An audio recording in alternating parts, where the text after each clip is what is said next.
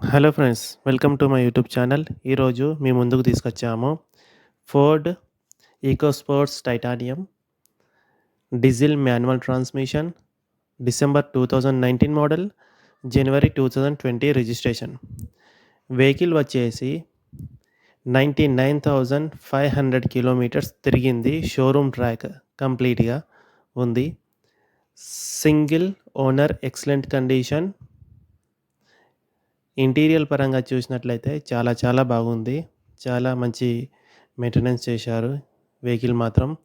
Keyless entry, push start button, tyre condition చాలా బాగున్నాయి.